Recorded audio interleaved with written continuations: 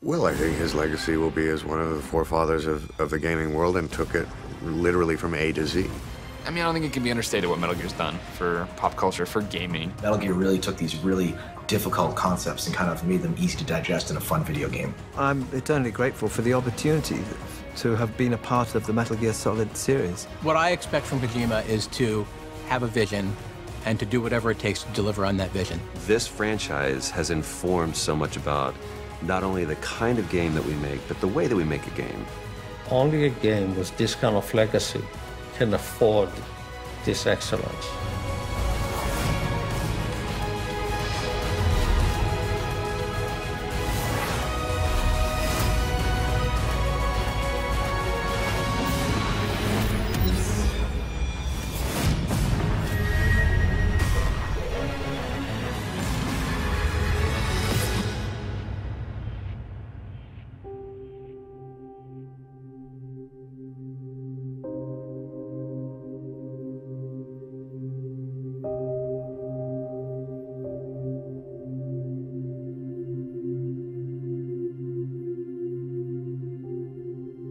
Mr. Kojima kind of arrives, the first time I met him, he arrives almost much farther ahead of his physical presence.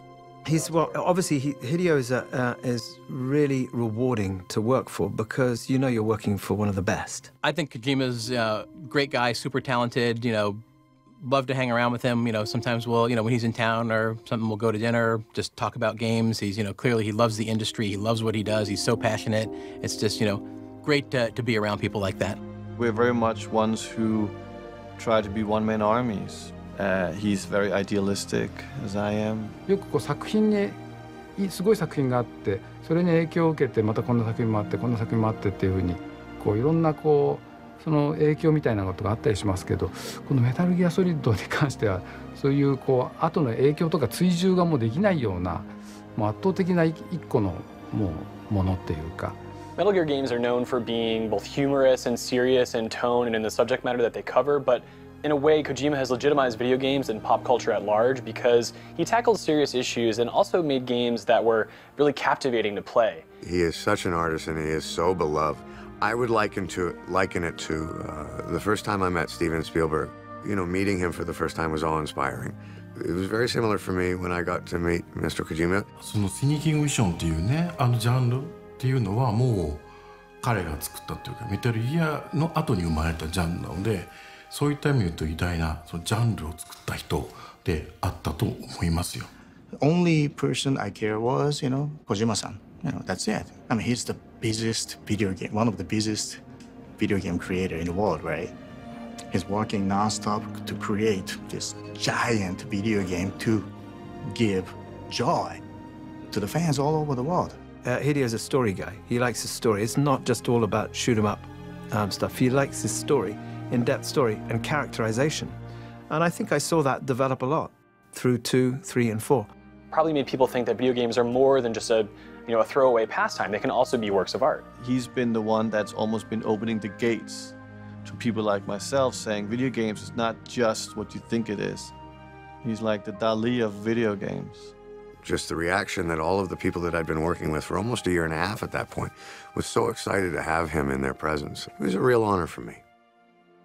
I think Kojima-san has created a universe and a signature that is entirely his own. He can be incredibly emotional and deep or incredibly insane and over the top. All these things make him one of the auteurs, a guy that has his own voice, is recognizable. You know when you are in a Kojima-san universe, and it's not something you can imitate. I feel the series has some of the best characters in any video gaming universe. They all have this incredibly human, sort of disappointed, romantic, nihilistic personality, but at the end of every game, at least once or twice, you experience another thing that is a Kojima signature, which is a great death scene. One of the most memorable moments in Metal Gear Solid 4, where Snake is crawling and is dying, and at the same time you have this sort of cinematic moment above him where you are combining the gameplay and sort of a free flow reflection about life and characters that were significant to you, and it was really a very poignant, very expressive, almost poetic moment that I think at that point and after that in many ways you haven't seen in a video game.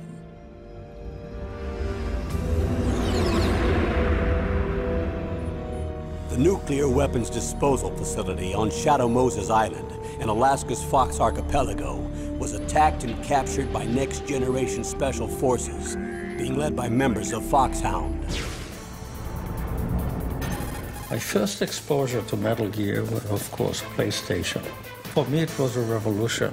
First time I remember playing Metal Gear is on the PlayStation. E3 in 1997, when the first Metal Gear Solid was coming out. I must have put about 15 hours minimum into that demo.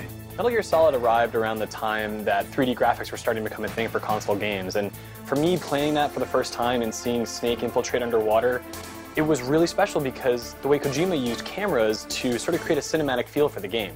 Dealing with emotions I had never seen from a video game before, you know, sitting there over Sniper Wolf's body, us two high school boys sitting there like, oh, it's okay, don't worry about Atacon, we're gonna be okay. You're a hero. Please, set me free. I have two young stepsons, and they were huge fans of that game. And it was something that I became aware of because I used to have to try and drag them away from the TV if it was dinner or something like that. Some other type of game, just run in, start, you know, shooting people, it's just, no. You know, I spent hours on a scene finally, you know, realizing, okay, look, this, you got to attack this like you would in normal life, you know, and that's what made it great.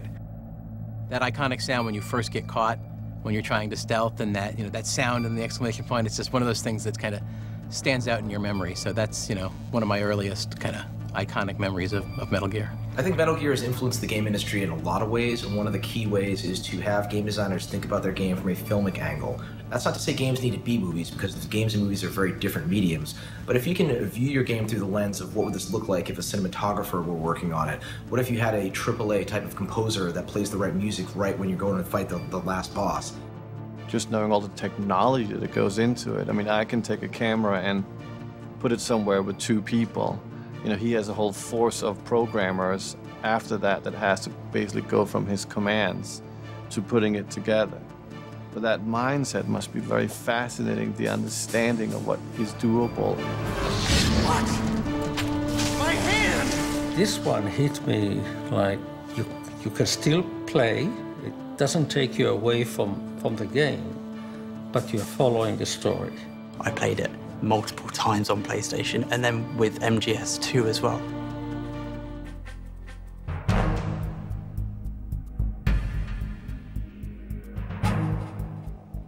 わーっと拍手が起きて、でその時終わってみんなふっと立ち上がっていなくなった時に道がちゃんとあったんですよね。One day, a package arrived in my studio. I was busy trying to be a film composer. It was early days for me. The CD had on it examples of my music from The Replacement Killers, and actually music I'd contributed to Armageddon, Enemy of the State, a few action films. And the letter simply said, "This is how I want my game to sound. Are you interested?" And you know what? Flattery will get you everywhere. Yes, was the answer.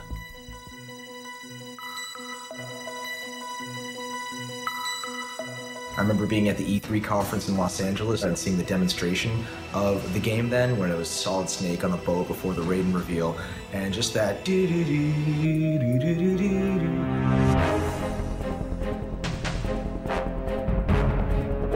It is still, in my opinion, one of the top 3 video game scores of all time.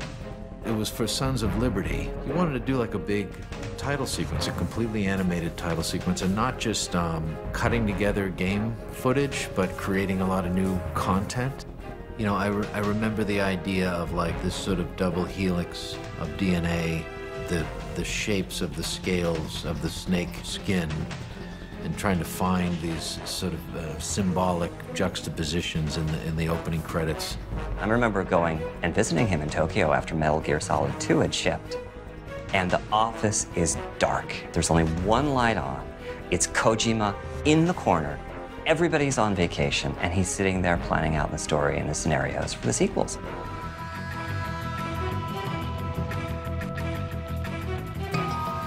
Metal Gear has a crazy story, and every time there's a new game, I have to come back to find out what's happened. Every game jumps around maybe 10, 15 years, and it's always a chunk of time you're missing. So when a game comes back and is sort of talking about that missing part of the timeline, it's impossible for me to resist. If Hideo, as he asked you to do Metal Gear Solid 3, because we hear there's gonna be one. So, you know, we did this thing on an oil tanker, we did this Metal Gear Solid 2 thing, and, you know, go set it in the jungle or something, I might consider it. Hey, he set it in a jungle.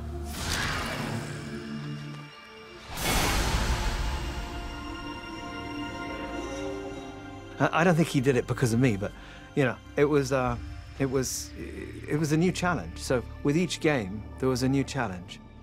The philosopher's legacy. Really, when I started seeing how he story-wise used his camera to really make it like a compelling structure, how he would cut it, how he would move the camera, the subjectiveness, the excitement, the way of using music. What a fear in my heart, but you're so supreme. I give my life, not for honor, but for you. How well do you have to know me to trust me? スネークイーターのずーっと上がっていくところ、あそこはずっと上がっていくところでベタな演出だなと思って、もうこんな演出しちゃってって思ってるんだけど、でもずっと上がって聞こえてくるうちに気がつくと泣いてたの。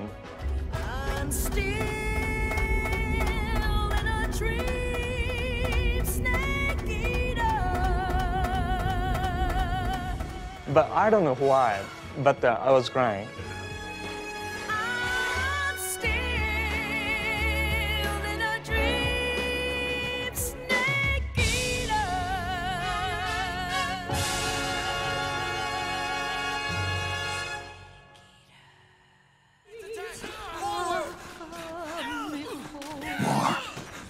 Has changed. When the battlefield is under total control, war becomes routine. I feel that Metal Gear's impact on pop culture has been a very impactful one from the fact that it's introduced kind of the idea of American and Western globalization and kind of military-industrial complex to an entire generation of gamers and those who are friends with those gamers. I mean, we never really thought about private military contractors or the future of what could happen with soldiers and nanotechnology and augmented soldiers and all of that craziness in there. And Metal Gear really took these really difficult concepts and kind of made them easy to digest in a fun video game.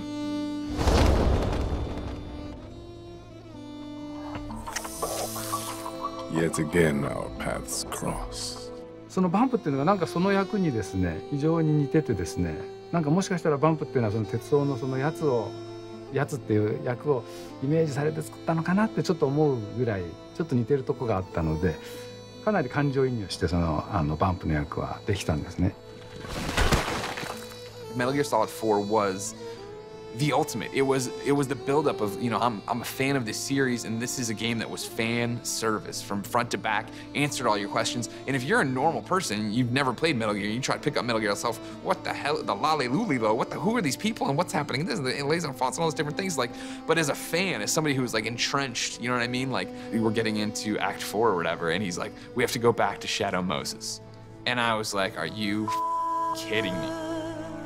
ゲームをやってるとかこんなんだよっていうのをですねシミュレーションで見せていただいたんですけどね、これ映像だけ見てもすごいのにその世界で入ってゲームなんかした日にはですねとても危険だと思いました。ほとんど本当に戦場にいるというかですね臨死体験したんじゃないかっていうようなぐらいの体験をする感じがしました、このゲームを。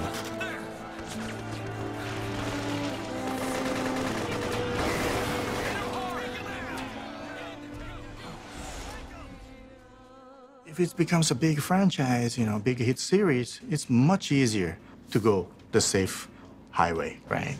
You don't want to go to the dirt road, and you never know, what's waiting there. So, but Kojima-san seems like he's never afraid of that. And that's big credit as a creator, artist. By the way, Snake, we're changing your code name for all following communication. What's wrong with Snake? Just a precaution. You are now designated Raiden. I played the demo for Metal Gear Solid 2, like a lot of people did, and you went through the tanker mission, and it was great. And so, you know, it's kind of a long prologue, and so when the credits started coming up and you actually start to play what you're thinking is a real game, I just kind of rolled with it. You know, it was kind of cool because you're like, oh, great, this is like such a new experience from the demo. It's a totally new character. That's great. The name of their leader is Solid Snake. The hero of Shadow Moses? So that's why you changed my code name. It was a huge deal to play as Raiden. Are you kidding me? Because for me, it was like that first like 15 minutes of like, all right, when's the other shoe gonna drop? When am I coming back as Solid Snake? Oh, okay, it's an hour in. When's it gonna happen? 2 hours in, 3 hours, and then you're like, holy crap, this is the game. As cool of a character as Raiden is, to me, it's always been Snake. And it sort of starts to dawn on you that like, wow, this is not going back. You even meet Snake through sort of the alias that he uses. And you kind of realize, okay, I'm not gonna play him. だからライデンっていうのを聞いたときに、ああ、なんでこんな髪の長いやつがとかって思ったんだけど。Whiny little jerk who just sits there and cries all the time with his blonde hair and all this other stuff. But for me, it wasn't, you know, a deal breaker. Interestingly, at first I felt a bit negatively about it. It was kind of hidden for a while, wasn't it? I think. But I actually think the game's a lot better for it. Why don't you just let us handle the grunt work? You can tell us what to do over the radio, like in the original mission plan. One of the very interesting things that happens in the Metal Gear Solid series is that you as a player may have certain expectations about what's going to happen, but the games rarely turn out as you think they will. I was aware when I started these things that Hideo was, you know, he was a tricky one. He was switching things up. He was always trying to fool the audience. Musically, I had to be careful what I was doing with him and follow his lead. It wasn't so much a kind of like a, oh no, a Snake on it. It was more just sort of like a, how on earth did you kind of keep that secret? You know, it's kind of like, that's the kind of, it's almost like a sort of magic act, you know, the ability to kind of hide something that big. When the tanker ends, then we come in and it's like, why are they redoing the opening of Metal Gear Solid 1 and you rip off the mask and you're not Snake? That was an awesome moment. And then it became, all right, well, why am I this guy? Who is this guy? What's happening? How is the Colonel still here? It's fun when you don't know what's coming. We want to be surprise me. So the fact that he can take these risks and trust himself to make it happen. You just fall down the rabbit hole so easily with any one of these games, right? Where the story just gets out of control and you want to know what's coming up next. Like all of his choices, a very bold one. To take that risk, and the game, you know, obviously turned out to be amazing. You know, looking back now in 2015, I thought it was a great move to make that switch. Yeah, at the time, I'm sure, like many people, I was like, give me Snake. And I think the ability to make these drastic changes in a game comes, you know, like the farther you get into a franchise, the more people are willing to accept some change. Doing it early on just shows, you know, like how seriously he takes that ability to kind of tell a story more so than just, you know, ship something that people expect. You know, you're putting this character who you always play as, you know, you're viewing him from a different perspective, and it gives him more, I guess, it grounds him more as a real character, and you can see how skilled he is compared to someone so new. If you run out of ammo, you can have mine. You got enough? Absolutely. Infinite ammo.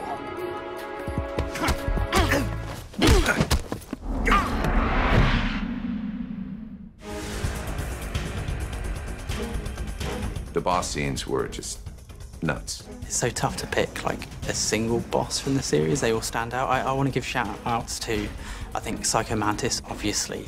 That's the one I guess most people will go to straight away. It's got to be between, in terms of the mechanics, it's got to either be between Psycho Mantis or the end. And the way that you can beat him by messing with your PS2 clock. I mean, when I fought him, it was this incredibly long, drawn-out thing. I was really bad, like I couldn't find him. Any time I did kind of finally catch a glimpse of him, I'd get too excited and mess it up and then have to go and find him again.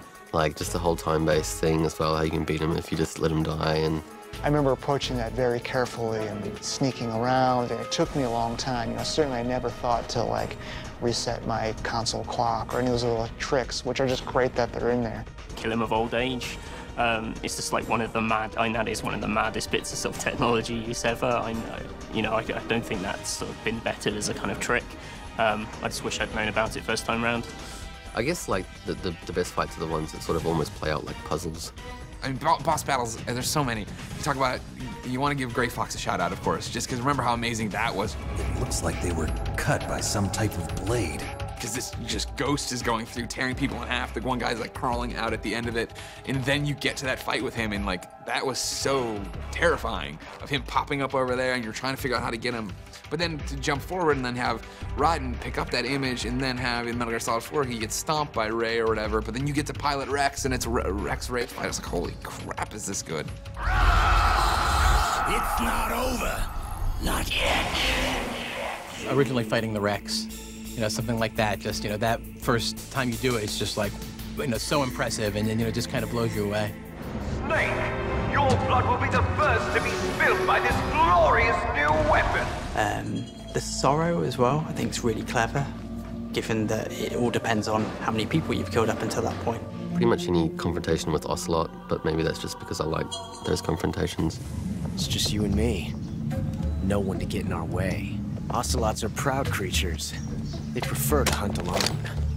I think my favorite boss battle, and I'm probably not alone in this, is like the 15-minute epic long battle scene between Snake and Liquid that just goes on and on and on and on forever. It's got this beautiful, like, John Woo-esque, you know, amazing fight choreography and the back and forth between, you know, stabbing each other with the pens. We are beasts created by man. Life's end. Isn't it beautiful? It's almost tragic. If I had to pick one boss above all others, it would be the boss from the end of MGS 3. Not just because the fight that you have, I mean, that alone is amazing. The CQC fight is really memorable, but just the meaning that's layered on top of it. Like, this was your mentor. You know, she was everything in that story. I raised you. I loved you. There is nothing more for me to give you. All that's left for you to take is my life. You know, Snake will, as best as he can, kind of develop some kind of affection for a character. And then he will either have to kill them or watch them die. It was heartbreaking to play that and, you know, see it through to its conclusion, because I didn't want to go the way that it did. It was inevitable. I knew it had to be done, but I was kind of torn up inside when I was doing it, knowing that, you know, the outcome was kind of inevitable. There's only room for one boss and one Snake.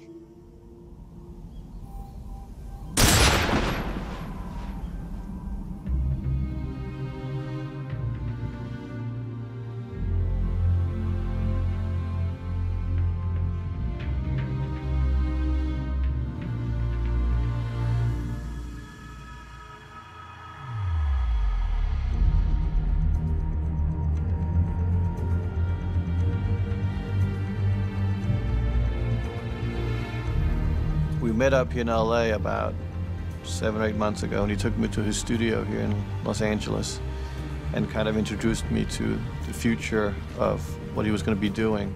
Hideo is not just an innovator with his gameplay, he's also an innovator in how he markets his games. And I've had a great partnership with him over the years for some of his reveals, like the Phantom Pain. You know, he spent 18 months putting together a fake development studio, Moby Dick Studios, just to toy with the fans for that reveal at the Video Game Awards. When I first saw the trailer for Metal Gear Solid 5, I was just blown away. Well, watching that trailer, I was really struck by the tone of it. You know, certainly like the sounds that were used, obviously the graphics and stuff.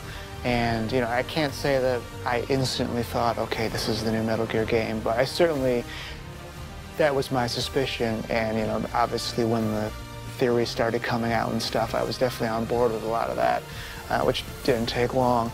Metal Gear Solid 5 wasn't revealed as Metal Gear Solid 5. It was revealed as The Phantom Pain, which is the subtitle that applies to the major game. We had to find a way to cut the letters in The Phantom Pain, have these little indentations, so that those indentations later on would hold all the characters from Metal Gear type. And we thought we were so tricky. You know, we thought that nobody was gonna figure out that that was the space for the T and that was the space for the P. I went to like all the different forums and I was following all the conspiracy series and watching them like piece together like little hints. Like there was something like in the lettering, there was like the negatives that spelled out like Metal Gear Solid 5. And in like 4 hours, there's all these, you know, hundreds of people on the internet like trying to like line things up. You see this? Diamond Dogs.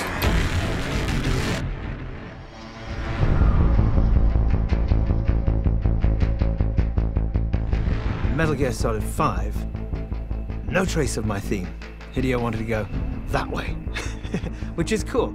Enough's enough, you know? 2, 3, 4, we lent on that theme, we mangled it, we did this with it, we did that with it.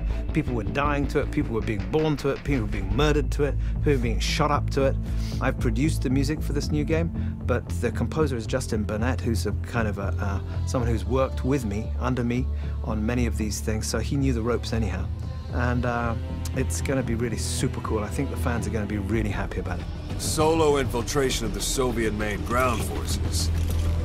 Should be the perfect warm-up. How big is this game going to be? You know what I mean? Like, Metal Gears are linear.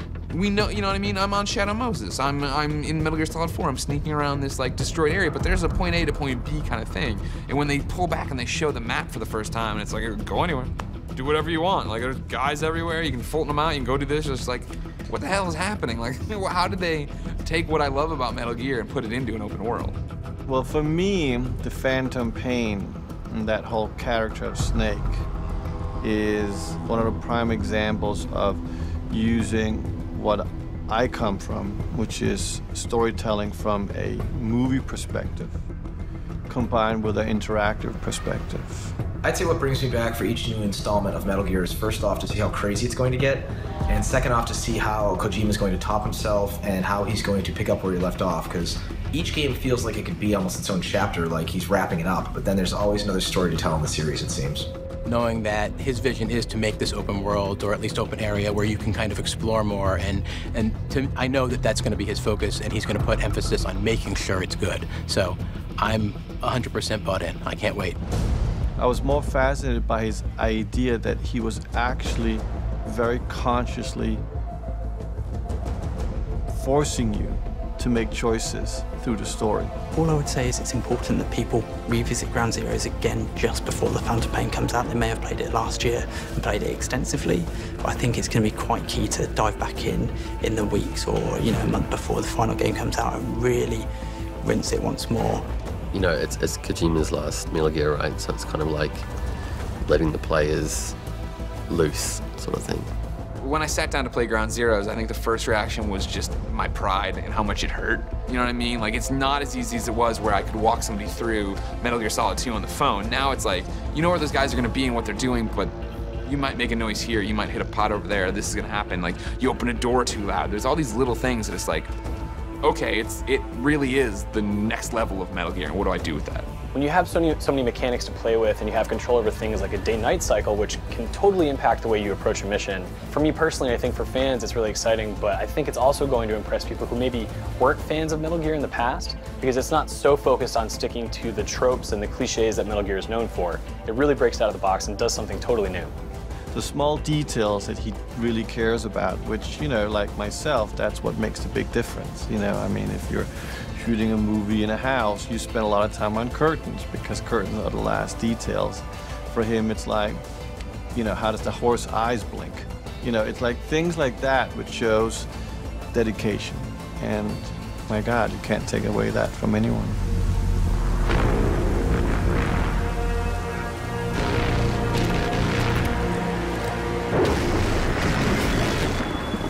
Kept you waiting, huh?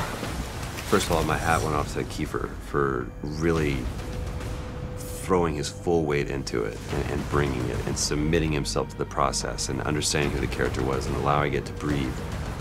What I think he's done with these characters, and specifically the character that I got to play, this is a man who's going to do the right thing for the right reasons. He's not doing it for money, he's not doing it for glory. This is a character who has a very strong sense of right and wrong and is going to do things according to that, and he's being confronted with circumstances that are beyond any one man's capability. Now go! Let the legend come back to life. I also freaked out because I got to see basically my face on Ocelot. And for me as an actor, for me as a fan, it was huge. Now I'm playing Miller, and you know, and what a fantastic role to be cast in. Miller has a lot of vulnerable moments in The Phantom Pain, obviously with what's happened to him physically and mentally. Metal Gear Solid 5 is a darker game. It's musically, as I say, it's a departure. I produced the music. Justin Burnett's created some of the music for this. The story turns pretty damn dark. It's gonna be super dark.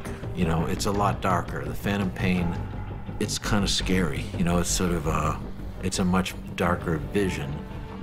You're definitely going to see some fun stuff in The Phantom Pain. It's like a movie. It's really like a movie. One of the interesting things about Kojima, which I very much related to, is that we're both very family men. You know, we live very mundane lives with our children and our wives. We don't have a very exciting, everyday spectaculars, but our imagination and fantasies, you know, travel where no man has gone before. I guess the legacy would be like continually subverted people's expectations in a good way. As I've seen Metal Gear Solid 5, people better watch out, because that's going to do something different again. I think Hideo Kojima and Metal Gear have influenced other creators to experiment more and try things that are outside of the box. If creators, chase a vision that they really believe in, that will resonate with fans and it'll be evident in the final product.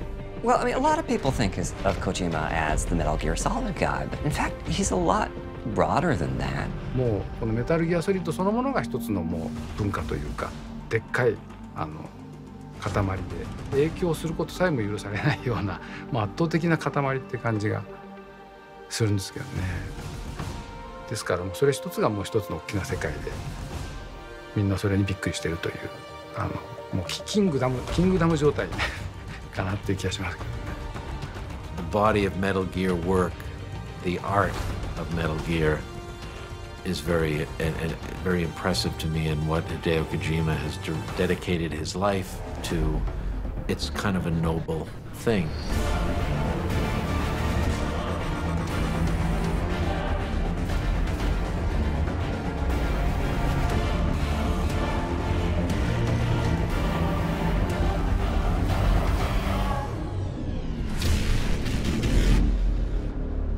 Hideo Kojima to me, 100% pure respect. That's it. And I'm very honored to have chance to work with him, and I'm very honored to stay close friend with him. He's a very special person to me, and special person to the fans all over the world.